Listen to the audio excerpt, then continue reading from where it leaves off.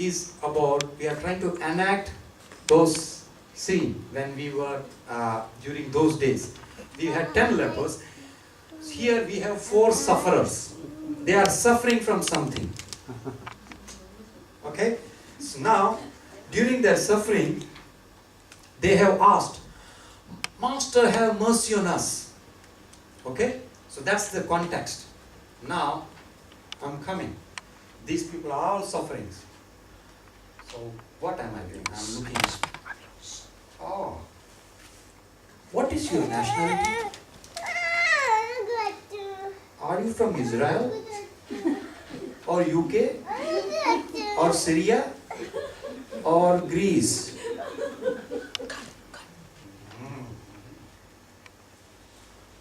You don't look like a Christian. What's your religion? Is your God God of Abraham, Isaac and Jacob? Or are you a Muslim, Hindu or Buddhist?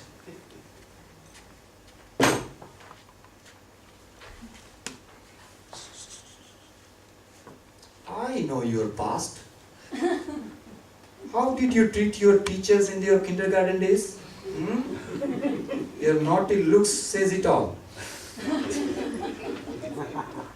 And you, by the way, how did you get this disease? There must be something you did wrong. Your face tells me that you are hiding something. There you go. No answers. Conditions not met for mercy. Sorry. Did Jesus ask any questions on leper's background? No. It's an emphatic no. Thank you, brothers. That was good for proving the point. So I will come to the next slide, the point which I was trying to make. What did Jesus say? Jesus said, go show yourself to the priest, period. No terms and conditions attached. This epitomizes His grace for all. Thank God Jesus gave us what we needed, not what we deserved. Think if Jesus were to give blessings according to what we deserve, what would be our state? Thankfully He didn't.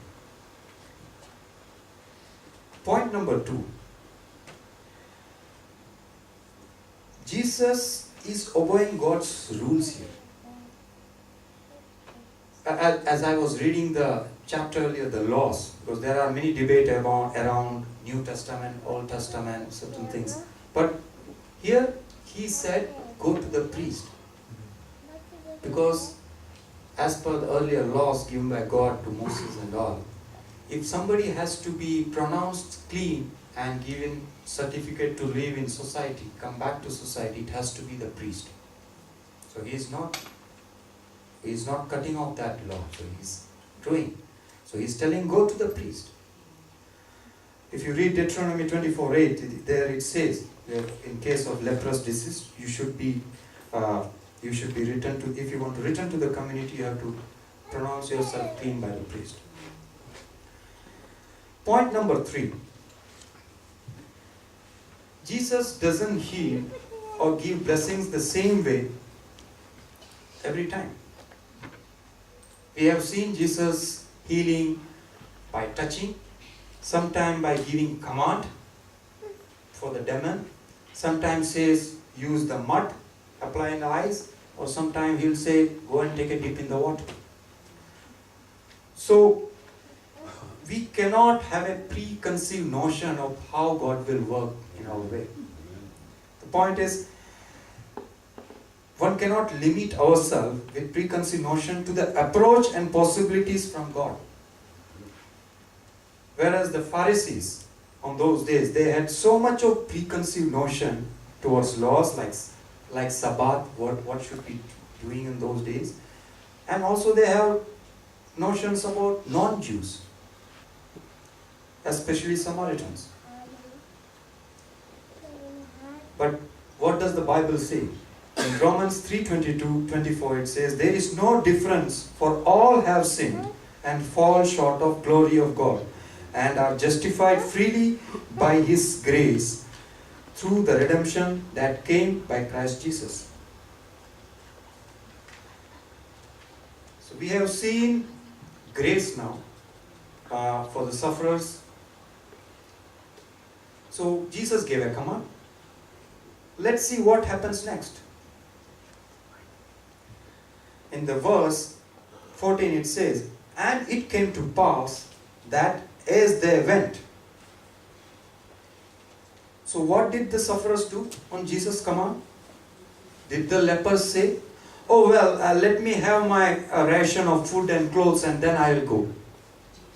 Or did he say, when Jesus said, go to the priest, he said, oh no, not to the priest again. If it had been today's generation, sufferers may say, hang on, let me upload a picture in the Facebook and come. But what did the lepers do? They went. That's it. It demonstrates the simple obedience to the command given. Obedience of command delights the Lord. As Samuel 1 in 15:22 verse says, has the Lord as great delight in burnt offerings and sacrifice as in obeying the voice of the Lord? Behold, to obey is better than sacrifice. Now we have seen obedience by lepers. So when you obey, what do you get? What's the response? If we continue reading the verse, it says, as they went,